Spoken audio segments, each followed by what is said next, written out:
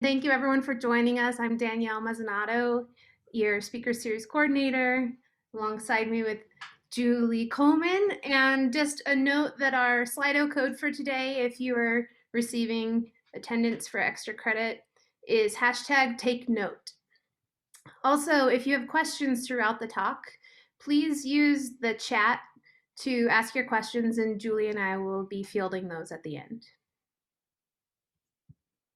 All right, and I'd like to introduce Dave Evans. He was a great connection for us to CL, our speaker today. Dave Evans is a professional practice associate professor in the USU Landscape Architecture and Environmental Planning Department. His teaching focuses on community engaged learning, foundational site design, construction documents, and hand graphics. Dave joined the LAEP faculty in 2012 after 37 years of professional practice in Ohio, New England, and California. His professional history includes community development, downtown and corridor revitalization, urban park and trail system master planning, and the design and construction of public improvement projects. Dave is also a USU Extension Specialist in Landscape Architecture who provides community engaged projects to our department that help to fund graduate theses and the student chapter of ASLA. And with that, I'll turn it over to you, Dave. Okay, thank you, Julie. Well, it's a pleasure to introduce Dr. C.L. Bohannon. I'd like to start with a few personal comments because I had the good fortune to talk to C.L. A few weeks ago in preparation for this visit to our department. In our early conversation, it was apparent to me that CL was meant to be a landscape architect. His father was an architect in Memphis, and CL grew up in his father's practice, doing drawings, fetching coffee, and I imagine just about anything else his father needed him to do. CL, the first landscape architect that CL met was a gentleman named John Jackson, who, in CL's words, looked like him. So these early experiences helped CL feel like he legitimately belonged somewhere in the design disciplines, which I think is a bit unusual for a young African-American to feel so embraced by those in the design disciplines. An interesting fact, CL's grandfather was a clergyman who worked with Dr. Martin Luther King and traveled the South during the Green Book era. And CL grew up in a Memphis that contained remnants of the slave quarter and evidence of redlining and urban renewal that contributed to excluding Blacks from a broader participation in society. CL's father is one of only 6 African-American graduates of the architecture program at the University of Arkansas. CL followed his father to the University of Arkansas for his early education as a landscape architect and was the second landscape architect to graduate from the program. CL ultimately went to Virginia Tech, where he earned his PhD in landscape architecture. And adding to CL's unique journey is the fact that he is one of only 2 African Americans that hold a PhD in landscape architecture. Well, now for a more formal introduction. Dr. C.L. Bohannon is the Associate Director of the School of Architecture and Design, Associate Professor in Landscape Architecture, and Faculty Principal of the Leadership and Social Change Residential College at Virginia Tech. Dr. Bohannon's research focuses on the relationship between community engagement and design education, primarily through design for social and environmental justice. Through his research, Dr. Bohannon works in the landscape context of community history and identity, social environmental injustice, and community learning. His research has led to contributions to the theorization and application of community engagement in design education.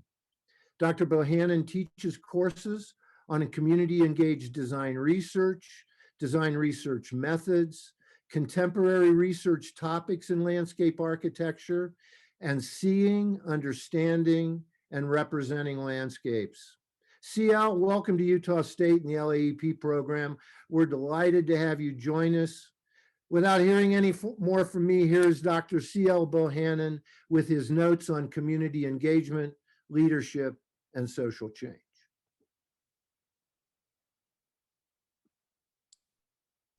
Thank you, Dave, for that wonderful introduction.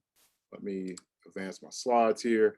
I'm happy to be here today, this afternoon, slightly early this evening for us on the East Coast, and happy to share a little bit about my work with community engagement, primarily through two different lenses, one through the residential college that I oversee, and also through the community engagement lab that I run in our program. But before I get started, I always like to do, this is a piece that I wrote that acknowledges my ancestors. So I want to share that with you for a moment. I am a son of the Delta. I am a product of sacrifice and hard work. I'm a descendant of lives that were gone too soon. But I also feel that, you know, I'm responsible to carry forward their legacies in a hope to make a more just world. And I share that with you because, as Dave said in my introduction, I grew up in Memphis, Tennessee, in a place that I really thought I knew, but I really didn't until I started studying landscape architecture at the University of Arkansas.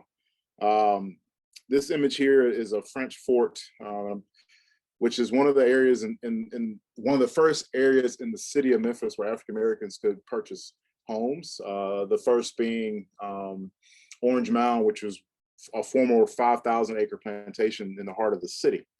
And the gentleman that you see there is my great uncle Willie, who lives in this community. And it's interesting. This is a urban renewal era neighborhood that was brought forth by road construction, and also has a relationship with Nathan Bedford Forrest, because the same land was used as a farm for Forrest troops as he was hired to extend the railroad from Tennessee through to Little Rock, Arkansas.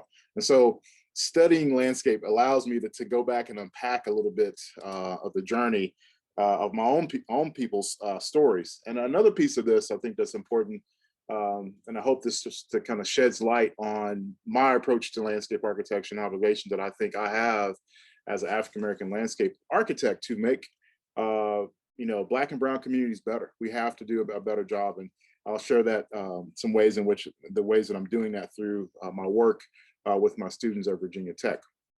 This notion of my neighborhood is killing me. It gets to, again, back to Memphis, and looking at Memphis, Tennessee is where Interstate 40 and Interstate 55 intersect, and there's a lot of long haul trucking in the area, and with that comes environmental air quality issues, high rates of cancer, which has impacted my family directly. This is West Memphis, Arkansas, across the river. You can see in red, 95 percentile of cancer rates. Those areas that are also in red are primarily African-American communities to the south of what is Broadway, and very close to the oil refineries and the roads that are used to actually bring the oil in and out. And then, you know, with that becomes areas where, you know, the very siting of where people live becomes problematic. And so it gets me to my interest in understanding resilience. And I put this quote, this is a poster from New Orleans, this is post-Katrina, and the quote says, you know, stop calling me resilient, because every time you say, oh, they're resilient, that just means you can do something else to me. I am not resilient. In my work, I look at resilience and I try to ask the question in terms of, why do communities have to be, or members, people have to be resilient in the first place? We should be asking that question. What are we doing in the design and planning professions that are actually leading to these unequal scenes through this? And so as part of this work, I read a lot of James Baldwin, and as an educator, I feel like you have to take risk. And this is a quote from a lecture that Baldwin gave from 1963. And the piece that I think is really interesting out of this is, the obligation of anyone who thinks of himself as responsible is to examine society and to try to change it and fight it at no matter what risk. And so I take that to heart through the work that I do in my own research, right? But also the way that I teach. And so I primarily do this through engagement, which for me in my work, it's about working with communities, not on them. Reciprocal relationships, about mutual beneficial outcomes. And we use the word engagement and as a method and as ethos, particularly with the two-way exchange of knowledge and really understanding the epistemology of multiplicity, that knowledge just doesn't flow from the university down. And I'll talk about some examples of that. But in particular, the engagement that I like to do, I like for it to be for the engagement to be disruptive, right? And so within this notion of disruptive engagement, it's really about a notion of like a theory of change that is, to serve as a chronicle of both the past but also the present.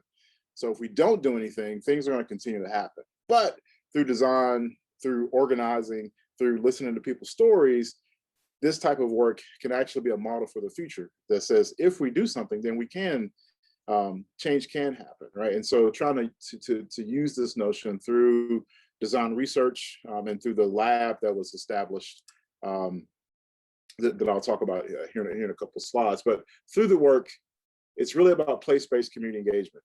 For us, our school is located in Appalachia, so a geographic focus, equal emphasis on community and campus impact, long-term vision and commitment, which is really important. And then also trying to fit in what we do into university-wide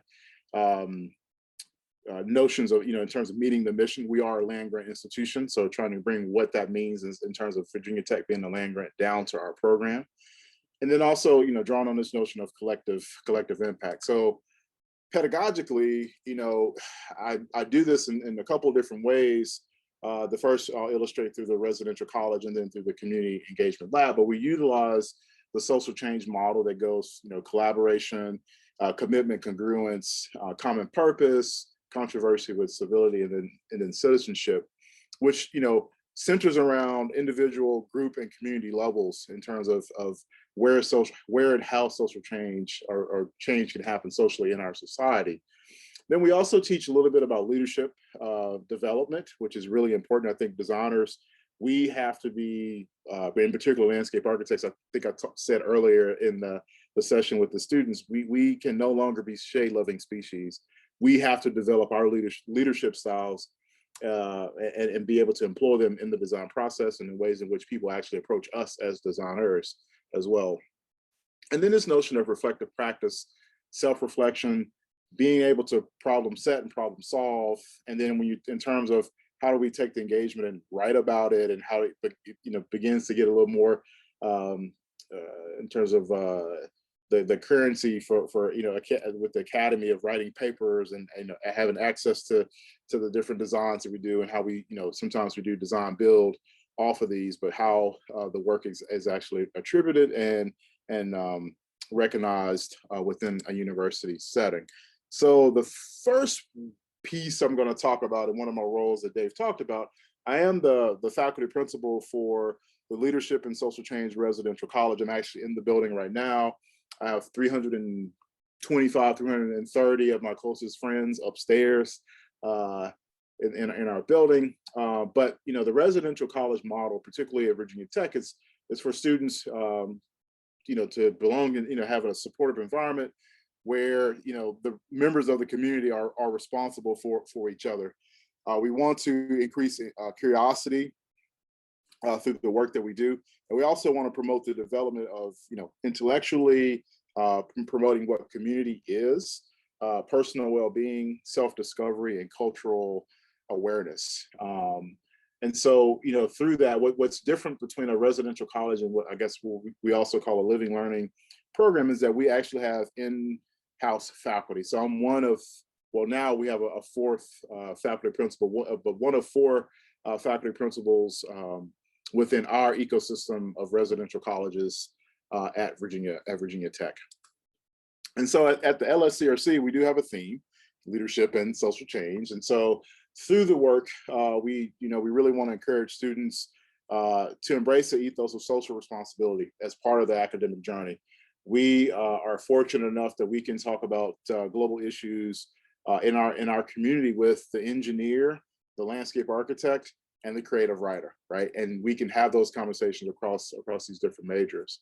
We also have programming through our traditions and the co-curricular program that really we feel that establish students to become leaders for a more inclusive and equitable society, in particular with social change in mind. And then we also prepare students to really understand and cultivate knowledge about the interconnectedness of social issues, and to prepare students to respond, really importantly, culturally and socially responsibly, right? In terms of their work and how they're going to approach their work once they leave, or while they're here, but also once they leave Virginia Tech and get out into the broader world.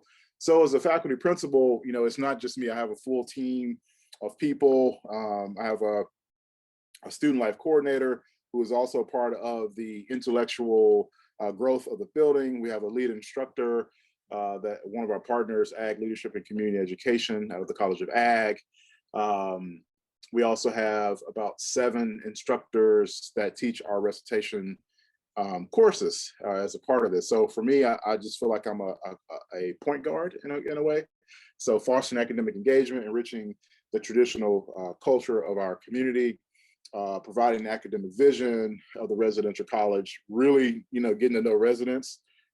This past year with COVID has been very difficult to do that. It's been a lot of virtual and hybrid events, but we are, with the weather changing a little bit, and we're able to get outside and do some smaller kind of face-to-face events. I also think it's important part of my role is this linkage between the academic and residential sides of our campus, really getting student affairs and housing and things to realize what the academic side is doing and vice versa. And we do that through, the educational and social programs. If I had to count how much pizza and cookies and all that kind of stuff was normally eaten in this building, it would probably terrify all of you all to think about that. But the ways in which we do this work, they all center around the UN sustainability goals.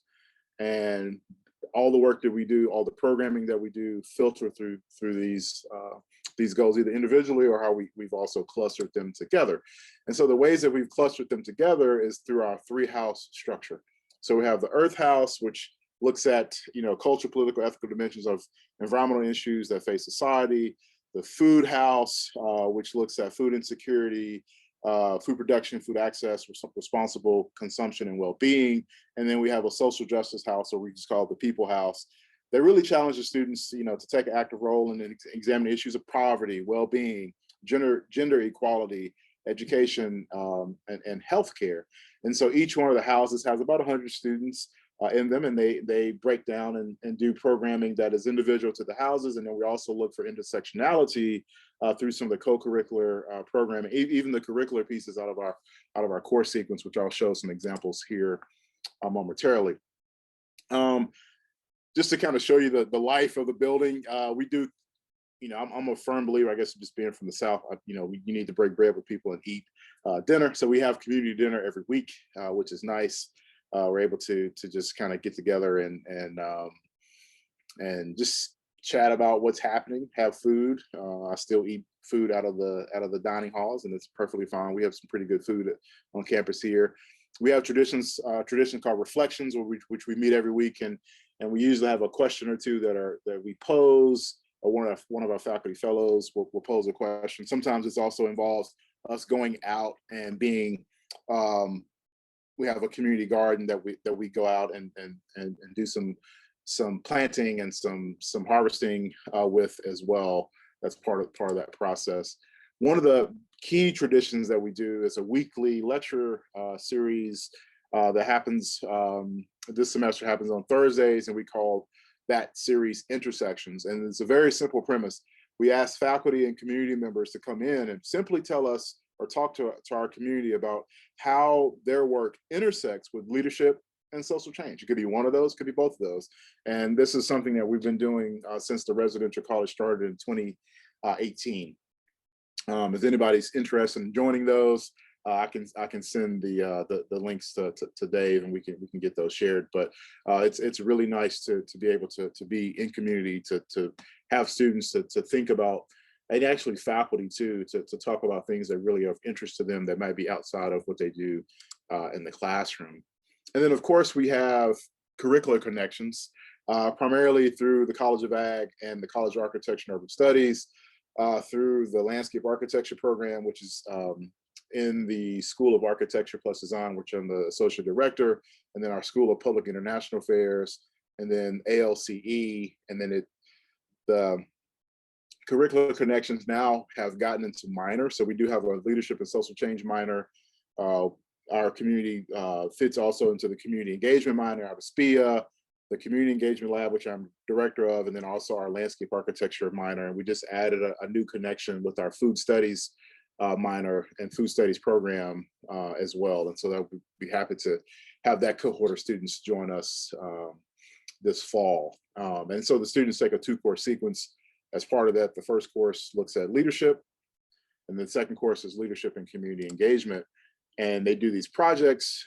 This is an example of, there's a school here, the Christiansburg Institute, which was the African-American school up until 1966 in this area, where African-Americans, it was the only school for African-Americans to attend, started by Booker T. Washington, and it's right in Christiansburg, which is about 8 minutes away from campus. And so students work to do reimagining the building. That's going through a historic renovation process, and really looking at reimagining the grounds there. We've also done a lot of work, again, with Blacksburg. At one time had an African-American community that's been since demolished, and there's one building, the Oddfellows Hall, that's there. So we were working with this group to create these panels that will go into the building and also be used for fundraising and some other activities there. We've also looked at issues of, living a living wage. What does that mean in the state of Virginia? Again, looking at food insecurity issues, and one of the local community gardens, and we actually went out and had a couple build days, so that was also nice. And then also, looking at broader issues of compost, like what does that mean? And we have challenges, bi-monthly in the building with not just about composting, but recycling and some other different challenges that the Earth House puts together. And so from the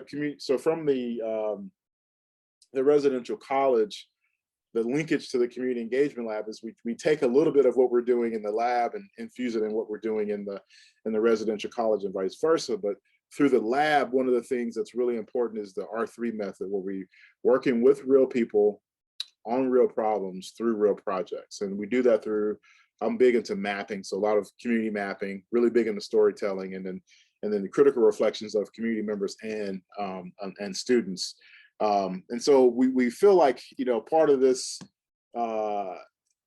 in terms of the pedagogy behind it, but then also as students start to develop their own styles and what it means for them to be designers, we look at engagement as a form of resistance in a way, in terms of like the traditional modes of pedagogy and design, who design is actually for. We get students to think about their design process as resistance, and then also ultimately when they leave Virginia Tech, their practice as a form of resistance through kind of normative stances of what design is and who it's for. So introducing students to interdisciplinary notions of community, preparing them through a community engaged field experiences, and really promoting reflexive critical thinking, which is really important, I think, as we go through our very complex society. And so there's 4 core questions that the lab really tries to address, just even understanding, like, why does social and environmental justice, why does that even matter? When does unequal become unfair?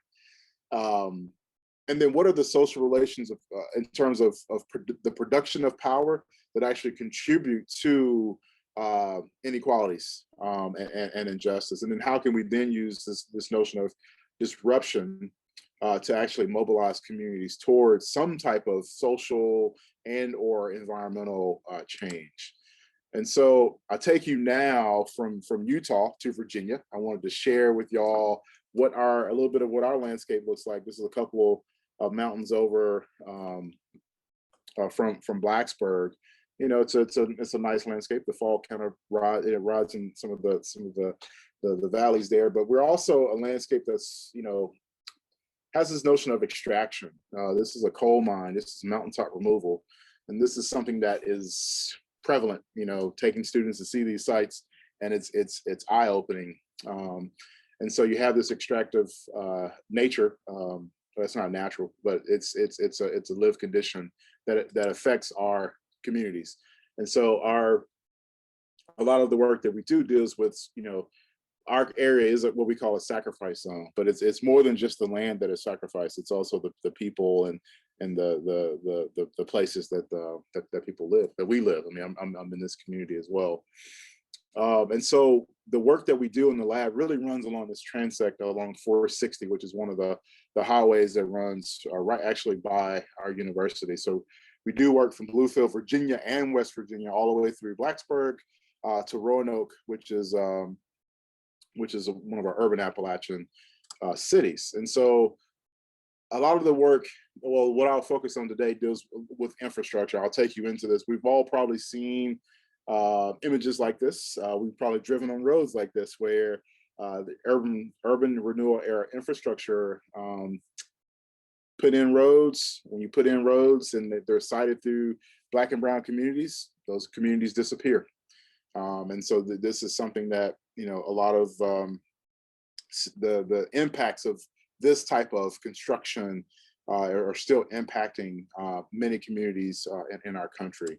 And in particular, Roanoke. This is Roanoke. This is the road that you see kind of through is 581, which is an urban renewal era infrastructure project.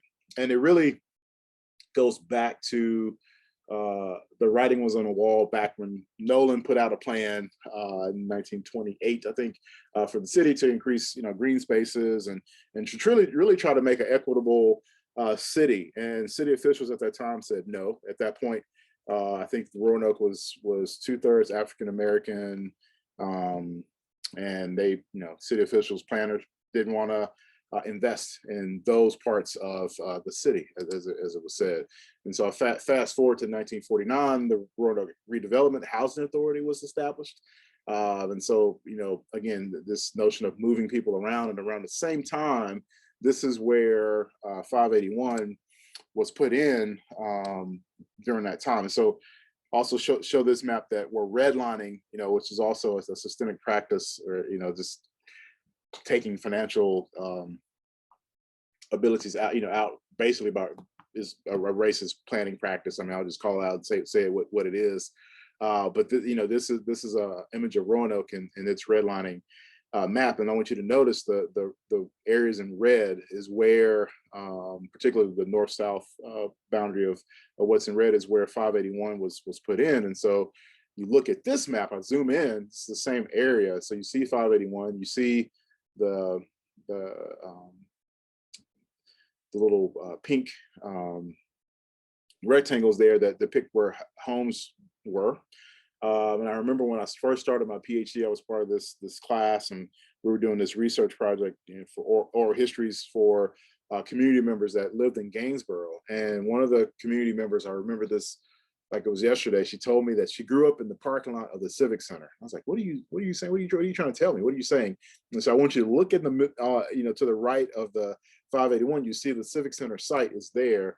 And so her house was actually in that community, and it was raised, and she had to move east or south, sorry, in this particular image to the what is now the rest of Gainesboro. So, you know, that slow violence, which Mindy Phililove calls root shock, which is the erasure of one's kind of social network. And I will also add to that the physical network, physical environment.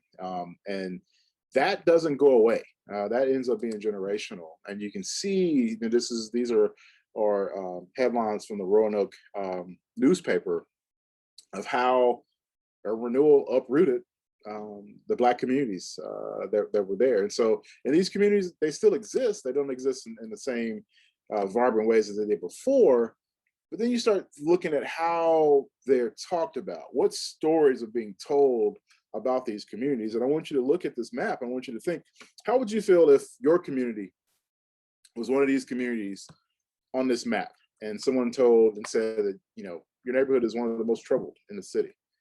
And it's like, well, what do you mean by this, right? How does this work? What is the city doing to actually make this better? This is after the renewal, after the housing redevelopment comes in, right? And so here we are. Fast forward just a little bit. You remember the 460 corridor that I showed you that we do work from Bluefield all the way to Roanoke. Well, this is also 460 in red that runs from left to right on the screen, and then also 581 that's running from top to bottom. And these are the same neighborhoods that were affected. So everything in green is a dot matrix map provided by the University of Virginia up the road in Charlottesville.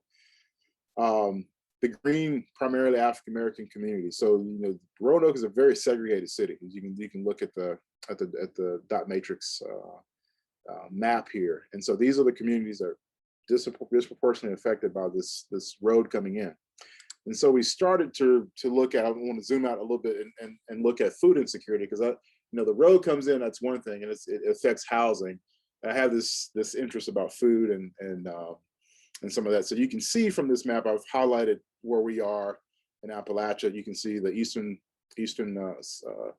southern eastern coast of the United States being a hot spot, where I grew up in the Delta.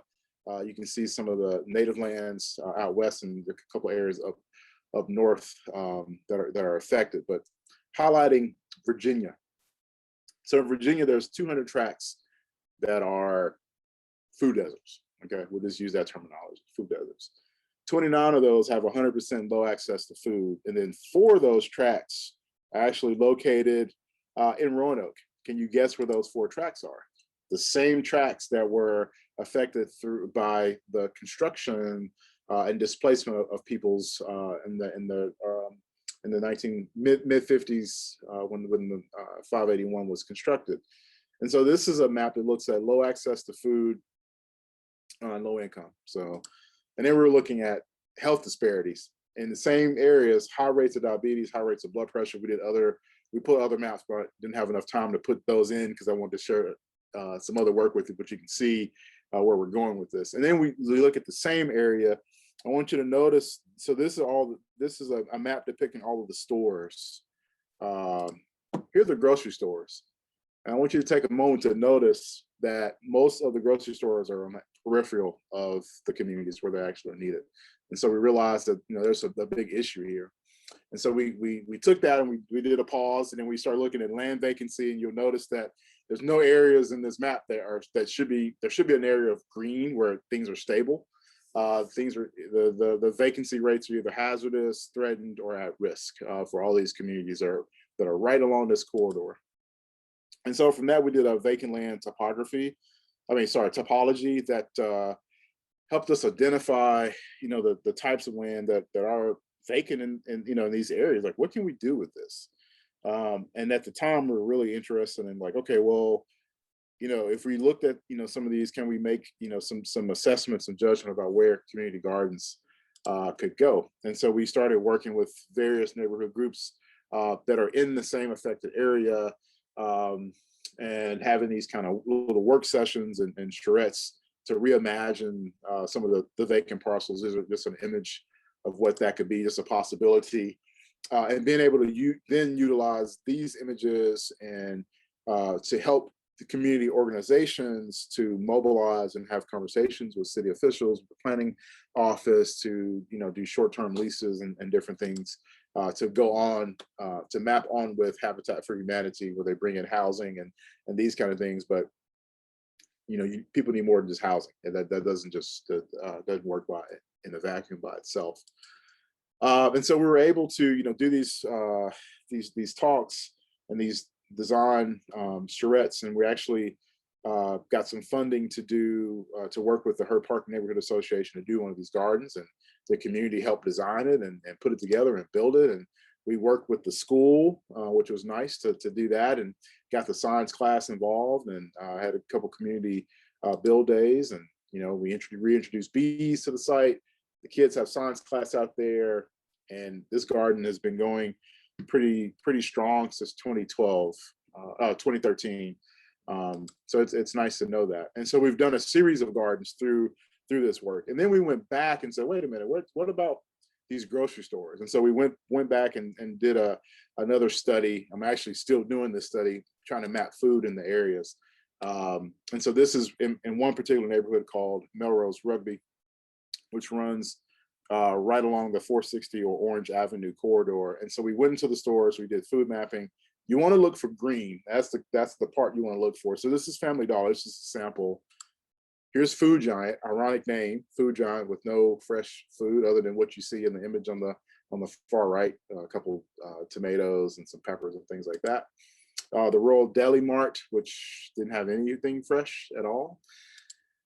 And so you look at this is just, again, this is a sample. So, almost 30,000 square feet of retail space, and, the fresh food, less than 28.6 square feet, less than 2% of the total amount of things that were sold spatially. So, you can see the problems, not only in terms of, there's stores there in the community, but not selling what needs to be sold. And then there's a clear disinvestment of grocery stores out to the edge, away from the places that actually need it.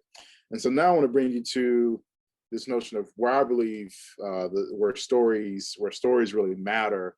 And it's really about, it's a process of personal empowerment. Who gets to tell the story, whose story is actually being told. And also this notion of bringing, newspaper headlines and photographs and all of that stuff, that brings kind of the narrative, brings the neighborhood to life in a way. So it's a notion of not forgetting through that. And so from that work, it's really moved forward to this semester a little bit, and really where we worked with a community, and it was really about the storytelling, and it's really about a concept that attends to power in a way, power and oppression, and provides a platform for tangible applications to support people's efforts to resist harmful storytellings about them and about their communities, right? And so we try to use, or we use community narratives as a way to provide a counter narrative. So these are narratives of hope, these are narratives of family, these are narratives of pain, these are narratives of joy, narratives of future imaginaries of our communities, of the places in which we dwell. And it's important, I think, for communities to see themselves as thriving. I think it's also important for them to see and have them participate in the creation of world making, of future worlds. I think it's really important. I think we as designers need to be doing more of that. And so this last piece I want to share with you before we get into some question and answer is about Wrightsville, which is Allegheny County's. This is the community is about 2 hours northeast of our campus. It's the only African American existing community that's still lasting in Allegheny County. And I tell you the story of Dolores Quarles, who was a longtime resident. She moved away, went to college, worked in different places, came back to the community. She is the organizer. She is a force to be reckoned with. And she made a commitment to come back home and have our community thrive. And so I want to share with you, though, the story of Wrightsville. So Wrightsville started in the picture in the top right here, the Allen McElwee Plantation. And Archie and Mary Wright were two former enslaved peoples who were enslaved on this land.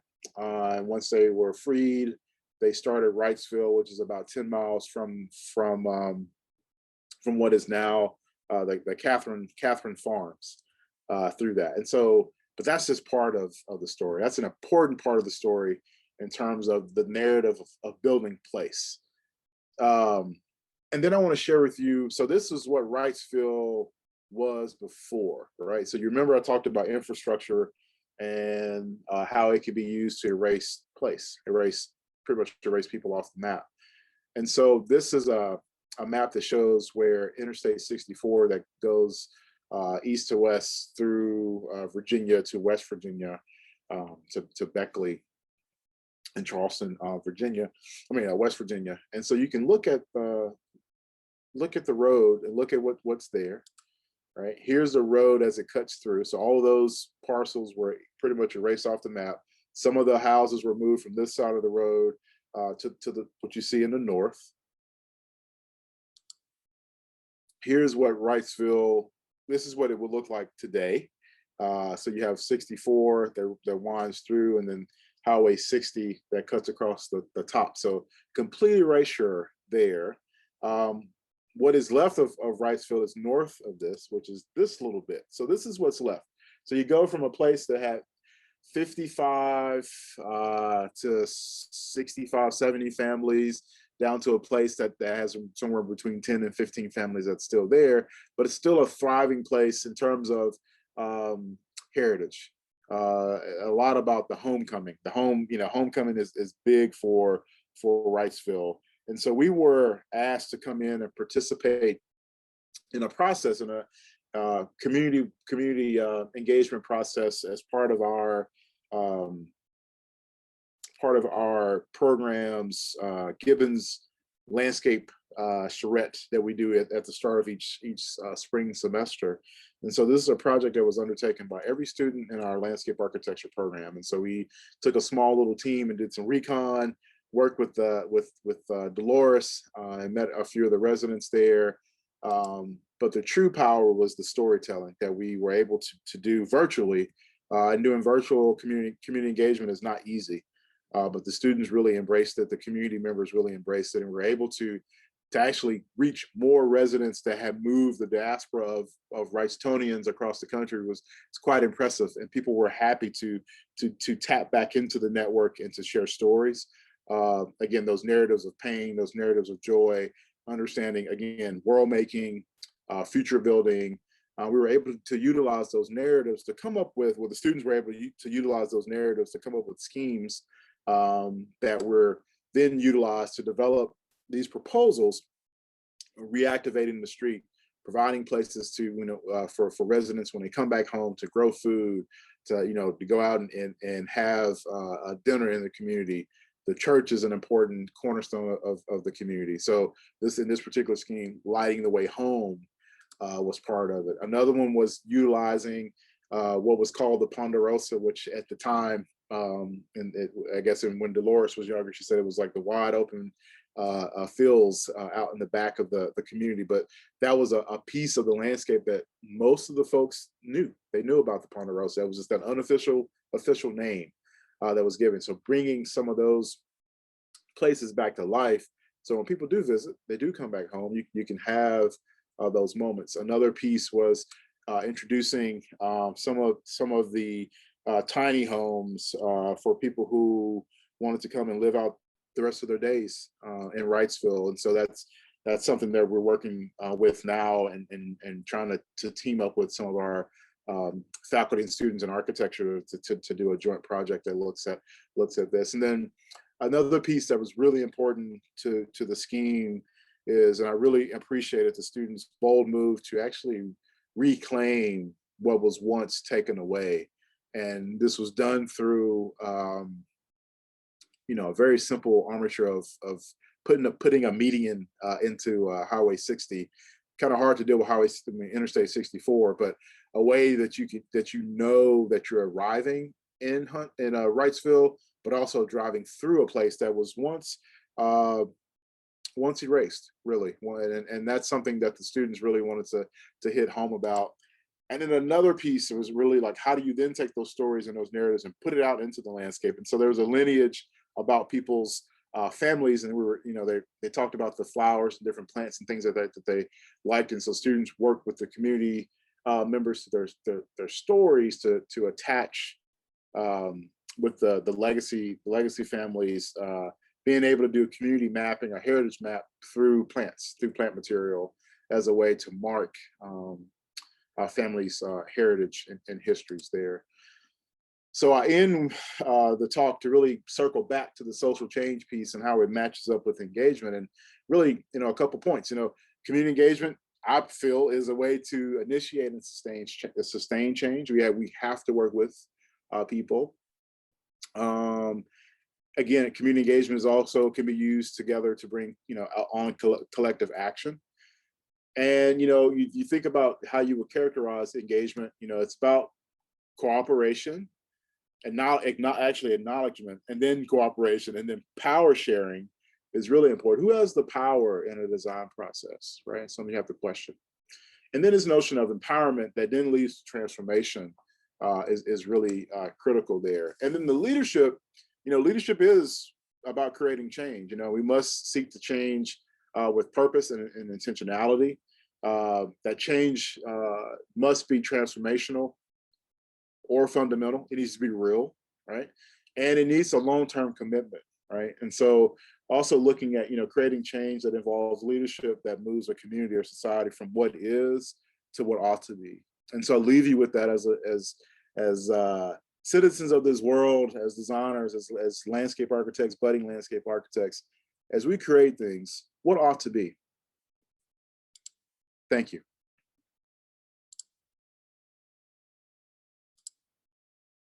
Guess I'm open for questions and answers and all that good stuff. Thanks so much, CL. What an engaging talk and very inspiring. We've got a lot of questions coming in, and I'll just open it off by asking, you talk in the end about that power shift in empowering people through the design process. Could you be a bit more specific in some of the techniques or tactics that you would encourage students to consider in that participatory design process? Yeah, in ways in which you can empower. I Yeah. think one of the first things is actually having a conversation with someone about the places in which they live, right? I think that's really important to engage as a designer as a form of understanding. My my yaya, my grandmother, she always says, you have 2 ears and 1 mouth. So you should be listening twice as much than you do talking. It's really important. And I think that's really important in the design process when you're trying to learn about others, right? And so that notion of listening and being humble, there's empowerment within that someone is going to take the time to listen. I also think drawing with people is it really, it's kind of I talk to my students a lot. It's like, they often ask me, like, hey, what type of skills should I have? Like, you need to learn how to draw upside down, because when you're talking with people and talking through that conversation and being able to draw and talk with people is really important. And being able to give up the pencil also is important. I think also in terms of something that is a piece that can help with empowerment and power sharing is understanding, and I think I might have mentioned this earlier in the small group session, that when we click a mouse and we pick up a pencil and we draw a line, that's power for good, we hope, right? But it can have a negative effect too. So really questioning what you're doing, how you're designing, the approaches that you're taking, particularly as students. You should also question when you're starting on the job hunt with these firms, right? Like, what are they doing? Does it align with your values? That kind of stuff, right? I think also, I don't know, I think this the most important piece is to humble yourself and actually learn about someone and understand that if you're going to do engagement, if you're going to do design, and we rarely design for ourselves, so we're not designing for others mostly, how do we do that with someone rather than on, right? These aren't like test subjects in a lab. People are going to be using the spaces in which we design. So I would much rather people enjoy that as a process, but also as a space that someone can actually inhabit and hopefully bring other people to that, right? So that particular care has to happen very early on in the process. It can't just magically appear when something's built. Yeah, for sure. And I think that's something that is taught in community engagement, but it's not often heard that one of the things we need to practice, or skills we need to build in school, is empathy. But I think what you're saying is like the first step of every project is empathy. And I think that's really interesting. it reminds me of one of the most powerful things that came from your talk for me was when you said your practice, treat your practice as resistance, and um, resistance and bringing attention, and like also as a form of protest. And I think you reinforce that a lot of times in your talk as, you know, bring attention to the things that you have issue with, Mhm. right? Um, so I think that's a really powerful message. Kind of building on that, we have a lot of questions surrounding your talk on food security and food deserts. Um, so I'm trying to like combine them all, but uh, I guess I'm curious in your study there, what did you see as the greatest solution to the issues you found in that neighborhood? Was it bringing more fresh and healthy produce to the stores that exist, bringing in new types of stores? Was it transportation? You know, what was the main thing that was stopping people from getting what they need in order to make. Yeah. It was like a mixture of things, right? They were part of that. So one of the things was we were like really gung ho like these community gardens, right? It was like part of that movement, like we're gonna put a garden in, which is great because it like helped bring people together and all those kind of things. But you also realize that there's a garden is part of the system, right? And so it's like some of the stuff, it's like, okay, yeah, we can create these great spaces where people can grow food, they can build communities, social input, you know, all that kind of stuff that happens. But then we realized that for some folks, they still need the fresh food, but they're not going to necessarily go and grow, right? So it's like, how do we then, you know, is it about, you know, creating these like, so now we have like the West End Center that people bring fresh produce in and people can actually walk to that, which is nice. And it's also subsidized by quite a few nonprofits, so people can actually get chips and actually afford the fresh food because you go to some of the grocery stores and stuff's like, oh, you know, priced out of people's budget. Another piece of this that we've also been working on or has implemented is working with other nonprofits to do a mobile market. So we actually show up in different parts of the areas that are affected on certain days and people know. So I'm going to go and show up for that.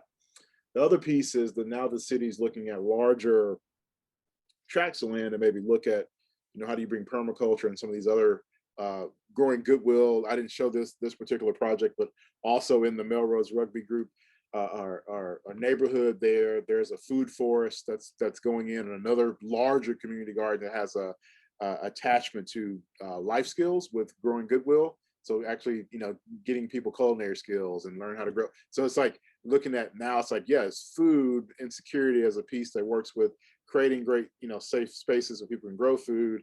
How do you get food to places that can do these like pop-up stores in you know in the communities where people can get to them, but then also workforce development piece that's a part of this. So it's, you can start to see how things nest together, and then you start to realize like, oh, yeah, it actually takes a system to undo that system, right? And so community gardens are part of the system. And then we realize like, oh yeah, as landscape architects, this is how our work then fits with, you know, planning, fits with engineering, fits with business and these other kind of parts. And so the partnerships just kind of grow out of that. Yeah, definitely. Building on that, like systems within a system, before coming back to school, I was working with community members and students that were part of the Navajo Nation and Ute Mountain Ute tribe. And one of the policies that they implemented during the time that I lived down there was a junk food tax. And it kind of brings me back to a question that's popping up a lot in the chat, is whether or not this access did you see it being more of an access issue to healthy produce, and was it because of the cost of it, or was it more of a behavioral trend in what people chose to purchase? Was Yeah, that even something you looked at? we didn't look at that, but we heard it out of the conversations that we had with community members. That's like, look, I have this much money. I have, you know, I can get to this place and buy this because my kids like this thing. So it's like, and that's where we started working with the kids in her park in the science class. We did a lecture, and I talked to them. And I asked them. It's just a simple conversation with kids about tomatoes and plants, and they're like, "Oh yeah, tomatoes." they come in the store and they're wrapped up in plastic. Oh, yeah, no, those look like tomatoes. They don't taste like tomatoes. So we went through the whole process of like germinating seeds and really making it fun for them to understand their food culture, food history, the ties to food. It's okay to get your hands dirty. We realized that once we started talking to the kids and the kids started talking to the parents, more parents started coming to the community meetings. They were about the food and all this kind of stuff. So we realized that we needed to start young with that, right? And then also working with, we had a lot of newcomers to America that were living in the Hurt Park and Melrose Rugby communities, and they brought their own food culture in, and so we included them as part of that process. So it's a little bit of this, reimagining, because students could tell me every dollar item on a Taco Bell menu and everything else, but they didn't know how food grew. And I thought that was just so sad, right? And so I think it's a little bit of attacking a little bit of the misnomer of what the culture of food and habits of practice about snacks and all that kind of stuff, and then not having a close linkage with food heritage because of, again, what's available is what I'm going to buy. If I can walk to the Burger King or the Dollar General and this is what I can get, a lot of folks do that, right? And so we have to make it accessible, inclusive, right, to people who need it, right? And then we can start thinking about affordability and all those kind of things and how we do that. So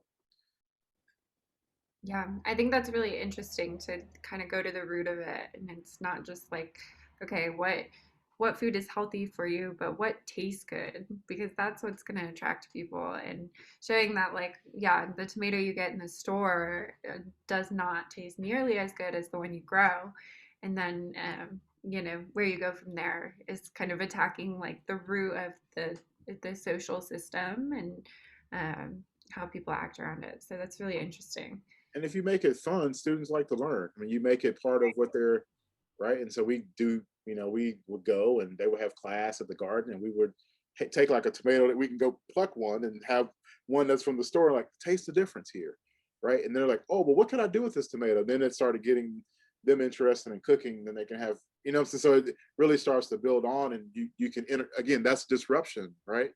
Mm-hmm. Right. So that's what I mean. So you can start to get at that, and that's one of the things that people always talk about. Like, how do we get more people of color and these kind of things in landscape architecture? Where we need to disrupt what we're doing. When I go talk to these communities, guess what? I get the chance to talk about landscape architecture, and for most of them, I'm probably the first landscape architect they met. And guess what? I'm an African American landscape architect.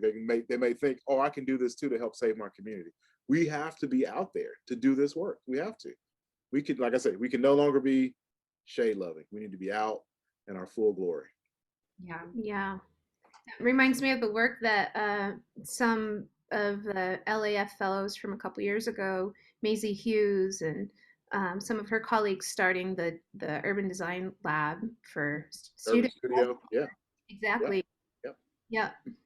yeah. We do a lot of work. They're not too. They're up the road. They're up 81 from us, and we're able to partner with them. And that's exact work that we have to be there and support people who are doing that type of work. We need to make sure that type of work shows up in our curriculum and what we teach, how we teach, how we approach design. I think it's important.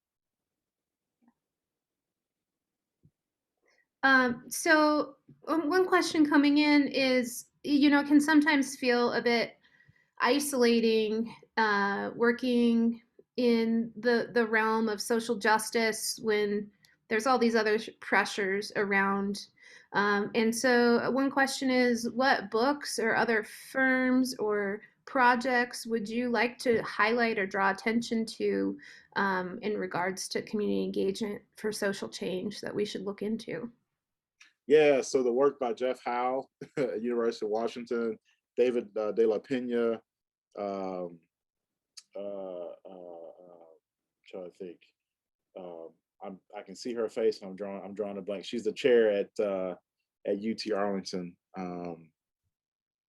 If I don't think about it, it'll come up. Yeah, I think there's certain programs that are doing good work. There's certain firms that are now starting to realize, like, oh, what are the processes, like Mass Design Group and some of the regenerative. What was the one we talked about earlier in with Alex. I'm drawing a blank on that. But you know what? I probably should give a list. I'll put a list together and share those in terms of books and stuff like that, because there's actually quite a few. Planning to Stay. I read a lot of bell hooks and James Baldwin. I read stuff outside of landscape architecture, quite frankly, to bring into that. There's a couple of the work by Mindy Fullilove, Root Shock, is a essential piece to really just understand trauma. It's one thing to engage, but I think we need to do a better job of understanding the symptoms by which the reasons why we have to engage in the first place are similar to the reasons of why communities have to be resilient. So we need to do more reading around what those issues are. Color of Law is really important. I mean, there's a lot of good readings out there. Yeah. Yeah. Yeah, I'm sure everyone on this call would love to get a list of what you're reading and what you're paying attention to now. That would be great. And I think, so we probably have time for like one more question. So I want to ask you the hard one. Okay. So one of our students asked, it seems like you get a lot of participation and feedback in community engagement situations. What do you do when people aren't engaging? What do you do when they look to you and ask you to take the pencil? And how do you create equitable situations in places where people aren't being outspoken? Yeah, that's the whole power dynamic piece, right? So I always try to return the question to the work. So I try to return the question back to the people that I'm working with, and you reframe, right? So it's like, okay, I can take the pencil and draw, but I'm still going to be in communication with you. Talk me through what you're thinking. Talk me through aspects that have led to the condition in which you're living right now. Sometimes I put the pencil down, right? Remember the listening piece? Go back to that. Sometimes you got to listen and be able to put someone in a transformative processes or an empowerment processes when you realize that somebody else is having the same issue as you, right? And so that's where the storytelling and the narrative comes in. Maybe it's not the right time to draw. I need to be in the listening mode to really try to understand what's happening here, what's affecting your life, right? What does this mean? And so a lot of the work too, I will preface this, we don't normally come into a community unless we're invited to do so. I've gone to a lot of community meetings and I'll show up and I'll listen because I know things are happening, and I'll just keep showing up, and then usually we'll get an invite, and then we start the process of trying to understand how through engagement we can help, and we're very clear about what we can and what we can't do through this, right? But it's being having your finger on the pulse, because if one community is having this issue and another community is in close proximity, yeah, they might be dealing with the same thing. So give an example, like, so the Hurt Park project came in through, we're invited to be part of this, and through that process, another community, sister community from this from Hurt Park called Mountain View, they were part of their process and said, hey, you know what, we're dealing with some of the same issues, we would like to have y'all come in. And that was just part of being around those discussions that led, about vacancy and some of that stuff. So I think the notion of dealing with power is to remain humble in that, because we do come from in some cases, you're coming from an institution and you're working, and sometimes our institutions don't have the best reputations. Sometimes working with, not saying stuff that we have done, but could be stuff in the past that have stuck with us because of association.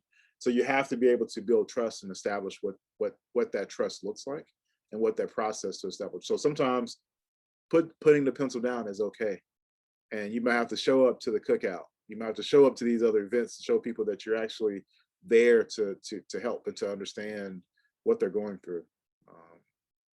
And you'll know when it's time to act, to do that, right? And so sometimes, and that's where the engagement sometimes can be off-putting to people, because it does take time. When you rush in and you parachute in and you do the work and run off, that's never good. That's never good. So sometimes the real time that community members live in and the academic time that we live in sometimes don't match up. And you have to be realistic about that if you go into a process that way. That's a really good point. Yeah. Well, thank you, CL. I know there's still more questions coming in, and we want to be respectful of your time. You're on the East Coast over there. But I will encourage everyone, if you have more questions, you can direct them my way, and I'd be happy to connect you with CL in the future. Before we leave, I do want to share. We have, again, thank you for joining us in our wonderful lineup this spring. Our last talk of this semester is going to be with Bill Johnson on April 16th. So we look forward to having him for our Vern Budge lecture. And CL, thank you again so much for your time today. And we wish you the best. And we hope to see you here in Utah. We've got a house for you to stay in, and we'd love to have you engage with our studios in the future. Yeah, that sounds good. I got a book that I would love to write out there and be able to do some cool studios. So I'll reach back out on that. That sounds awesome. Great. Well, thank you so much and have a great night. You too. Thank you all. Thank you.